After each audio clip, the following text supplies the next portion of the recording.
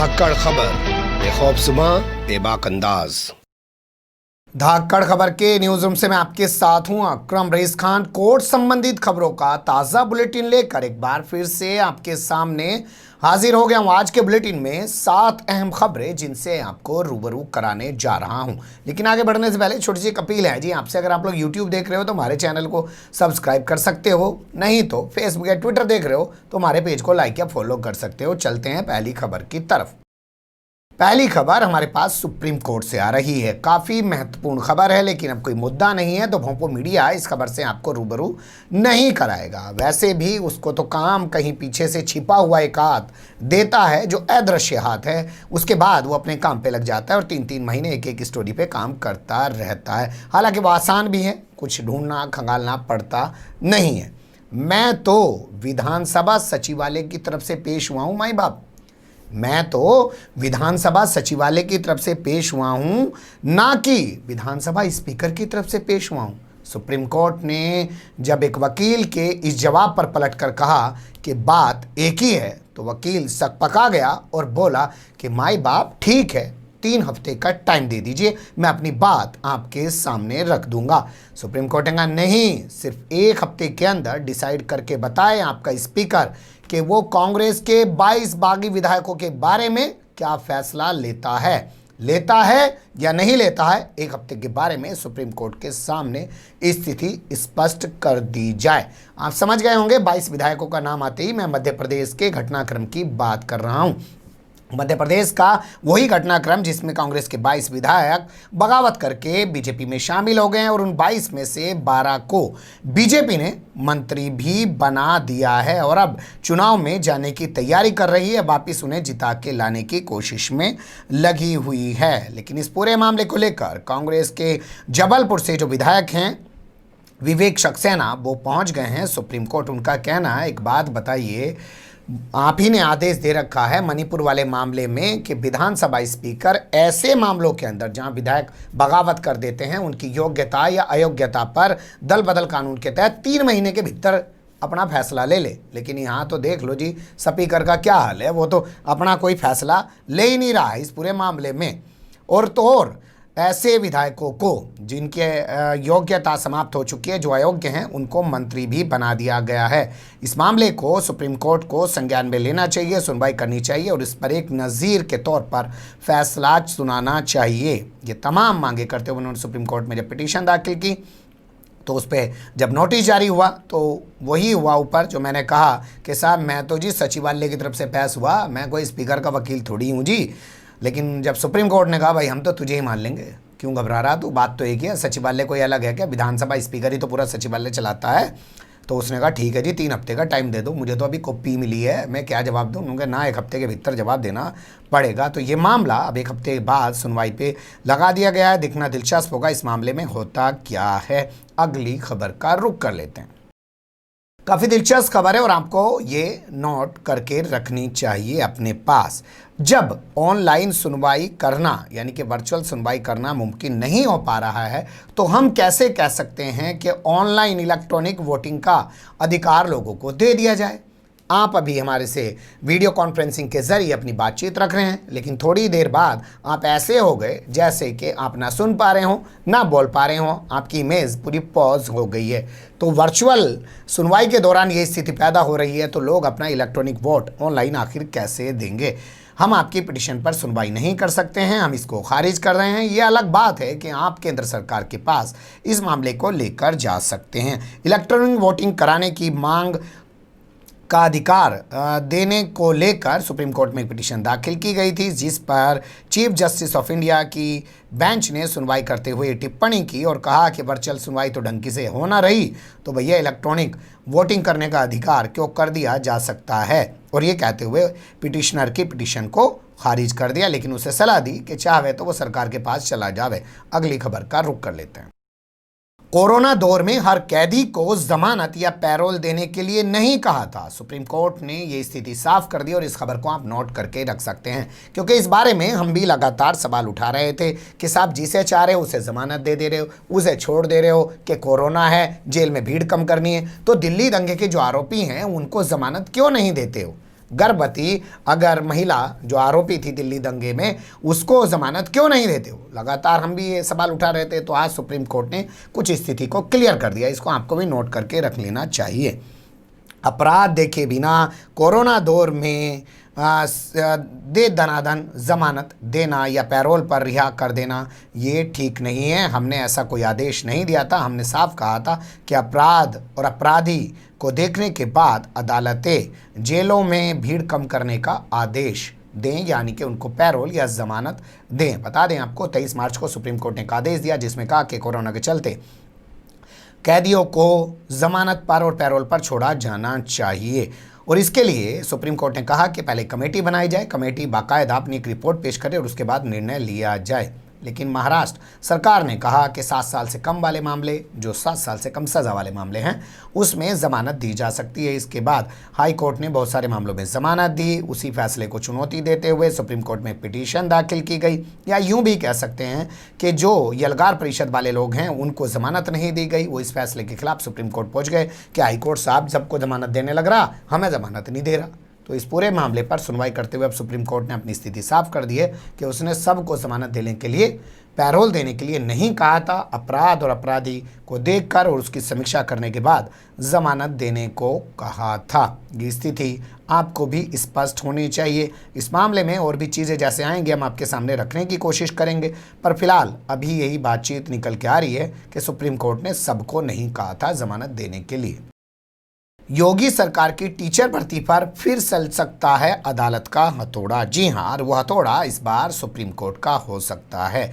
21 मई के supreme court के आदेश को हवाला बनाते हुए योगी सरकार ने 31,661 टीचर की भर्ती कराने के लिए प्रक्रिया शुरू करने का आदेश बेसिक शिक्षा परिषद को दिया है। लेकिन इस फैसले के खिलाफ कुछ लोग फिर से सुप्रीम कोर्ट पहुंच गए। उन्होंने कहा जब मामला सुप्रीम कोर्ट में विचाराधीन है तो कैसे योगी सरकार 31,661 टीचर्स की भर्ती की प्रक्रिया शुरू करने का आदेश दे सकती है, जिससे लग रहा है ये मामला एक बार फिर से अदालत के चक्कर में फंस के रह जाएगा। जैसे जैसे चुनाव करीब आ रहा है वैसे आदित्यनाथ योगी को भी डर सता रहा है कि कुछ भर्ती कर दूं, लाखों की वैकेंसीज निकाल दूं, फार्म भरवा दूं, कम से कम लोगों को लगे कि सरकार कुछ कर रही है ताकि हम लोग 2022 में रिपीट कर जावें। लेकिन लगता है कोर्ट उस मामले में अड़ंगा अड़ा दे रही है, क्योंकि सरकार शायद साफ नियत से काम नहीं कर रही है, उसकी बातों में और करने में फर्क है, तभी मामला जाकर अदालत में फंस जाता है। अगली खबर का रुख कर लेते हैं। उत्तराखंड के पूर्व मुख्यमंत्रियों को सुप्रीम कोर्ट से भी लगा झटका। जी हाँ, यही कहा जा सकता है। पहले मामला समझाते हैं, फिर आप समझ जाएंगे कि झटका क्या लगा है। सुप्रीम कोर्ट ने उत्तराखंड हाई कोर्ट के खिलाफ दाखिल की गई उस पिटीशन को सिरे से खारिज कर दिया, जिसमें हाई कोर्ट ने एक फैसला सुनाया था। क्या फैसला सुनाया था वो जान लीजिए। हाई कोर्ट ने फैसला सुनाया था कि जो पूर्व मुख्यमंत्रियों को सुविधाएं दी जा रही हैं जनता का पैसा खर्च करके, वो ना दी जाएं, और जो सुविधाएं अभी तक उनको दी गई हैं वो सारा पैसा उनसे वसूला जाए। ये एक आदेश उन्होंने दिया था, और साथ ही इस पूरे मामले को, इस पूरा कानून बना दिया था सरकार ने, उसको असंवैधानिक ठहरा दिया था। तो सुप्रीम कोर्ट में इसको चुनौती दी गई, सुप्रीम कोर्ट ने उसको तो खारिज कर दिया। लेकिन जो पैसा वसूलने वाला मामला है कि उनसे वो पैसा वसूला जाए, उस वाले मामले पर पूर्व मुख्यमंत्रियों को नोटिस जारी कर दिया और उनसे कहा है कि वो आएँ और अपना पक्ष रखें। बता दें, हाई कोर्ट ने कहा था कि इन लोगों से बाजार भाव के हिसाब से, जैसे अभी पुराने घर खाली नहीं कर रहे हैं, जितने भी मुख्यमंत्री हैं सरकारी आवास कब्जाए बैठे हैं, इनसे बाजार भाव के हिसाब से किराया और तमाम सुविधाओं के पैसे वसूले जाएँ। लेकिन सुप्रीम कोर्ट ने एक को खारिज कर दिया कि जी असंवैधानिक है, गलत कहा है हाई कोर्ट ने। लेकिन कोर्ट ने भी कहा कि हाई कोर्ट ने जब मान लिया कि असंवैधानिक है तो असंवैधानिक है, जबकि अगर पैसे वसूलने की जो बात कही गई है उस पर हम नोटिस जारी कर देते हैं। बता दें आपको, सरकार ने बाकायदा कानून बनाया, पूर्व मुख्यमंत्री सुविधा अधिनियम, और ये बनाकर पूर्व मुख्यमंत्रियों को वो मज़े करा रही है उत्तराखंड के अंदर। ये मामला पहले हाई कोर्ट और सुप्रीम कोर्ट पहुँच चुका है। काफ़ी महत्वपूर्ण टिप्पणी है, नोट करके रखिएगा सुप्रीम कोर्ट की। आमतौर पर ऑनर किलिंग के जो मामले होते हैं वो हरियाणा या पश्चिम उत्तर प्रदेश में होते हैं। तमिलनाडु में मामला कैसे हो गया, ये टिप्पणी सुप्रीम कोर्ट ने किस मामले में की वो थोड़ा सा देख लीजिए। एक ओबीसी नेता हैं जिनका नाम है योगराज। उन पर आरोप है कि उन्होंने किडनैप कर एक दलित इंजीनियर जिसका नाम है गोकुल राज की हत्या कर दी थी और उसकी लाश को रेलवे ट्रैक पर फेंक दिया था। इस मामले में उनको 2015 में गिरफ्तार कर लिया, तब से वो जेल में बंद थे। मद्रास हाईकोर्ट ने इनको जमानत दे दी। हाईकोर्ट के फैसले को सुप्रीम कोर्ट में चुनौती दी गई। सुप्रीम कोर्ट ने इनकी जमानत को खारिज कर दिया।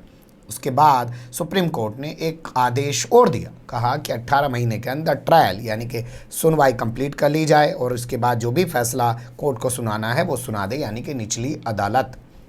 लेकिन वो मामला कोरोना के चलते लटक गया, तो इस बीच ये पहुंच गए और जाके कहने लगे कि माई बाप मुझे अब तो ज़मानत दे दो। लेकिन सुप्रीम कोर्ट ने कहा कि आपको ज़मानत नहीं दी जा सकती है, हम ट्रायल के लिए 6 महीने का वक्त और दे रहे हैं। 6 महीने में ट्रायल पूरा हो जाएगा, उसके बाद देखा सोचा जाएगा। और आप जैसे व्यक्ति को बाहर आना ज़रूरी नहीं है। उसने लोगों को जो ज़मीन पे थे उनकी ज़िंदगी ख़त्म कर दी है। और साथ ही कहा कि ऐसा तो हरियाणा और पश्चिम उत्तर प्रदेश में होता है कि ऑनर किलिंग के लिए हत्याएं कर दी जाती हैं, ये तमिलनाडु में कैसे हो गया। लेकिन आपको बता दें, तमिलनाडु में कोई पहला मामला नहीं है। एक लड़की है कौशल्या, वो भी सुप्रीम कोर्ट पहुंची है अपने पिता के खिलाफ। उसका आरोप है कि उसके पिता ने दलित लड़के जो इंजीनियर था शंकर, उससे शादी करने पर शंकर की हत्या करवा दी थी। निचली अदालत ने इसके पिता को दोषी ठहराया था। हाईकोर्ट ने इसके पिता को बरी कर दिया है। 4-5 लोगों की जो फांसी की सज़ा थी उसको भी उम्र कैद में तब्दील कर दिया है, जिसके चलते ये लड़की कौशल्या सुप्रीम कोर्ट पहुंची हुई अपने पिता के खिलाफ। योगराज वाला मामला जो तमिलनाडु के तिरुचैन गोड़े में हुआ था वो 2015 का मामला था, जिसमें वो जमानत लेने पहुंचा, लेकिन सुप्रीम कोर्ट ने फिर उसे जमानत देने से इनकार कर दिया। आखिरी खबर का रुख कर लेते। दिल्ली विधानसभा के पैनल के खिलाफ सुप्रीम कोर्ट पहुंच गए हैं फेसबुक इंडिया के डिप्टी हेड।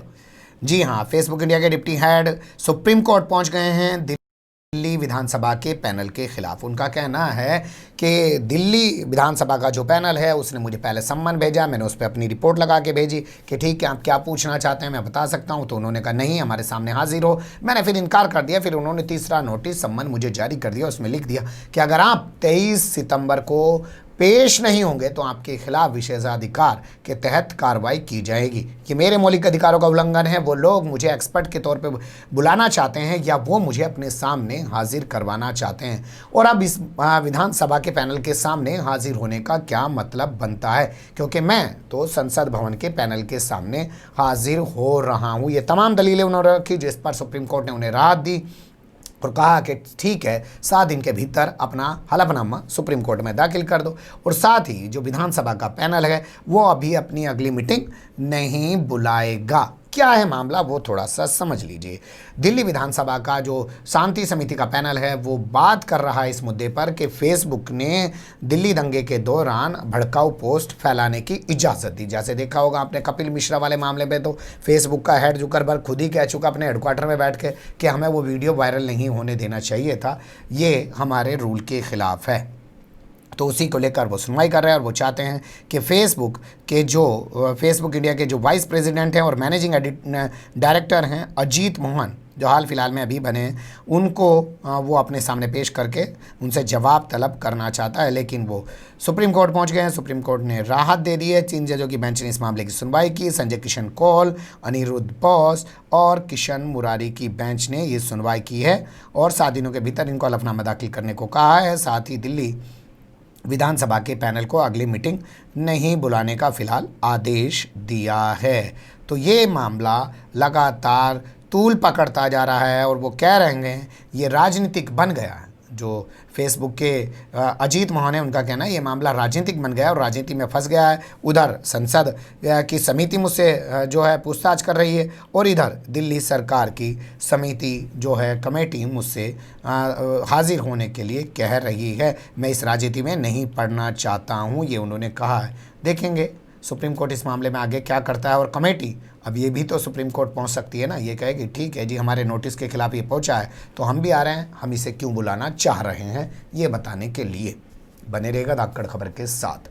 फिलहाल कमेंट्स के रूप में आप लोग अपनी राय दे सकते हैं, खबर को लाइक कर सकते हैं, चैनल को सब्सक्राइब कर सकते हैं और ज़्यादा से ज़्यादा हमारी खबरों को शेयर कर सकते हैं। फिर ऐसे ही किसी सुलगते हुए उलझते मुद्दे लेकर मैं आपके सामने हूँगा हाजिर। फिलहाल अभी मुझे दें इजाज़त।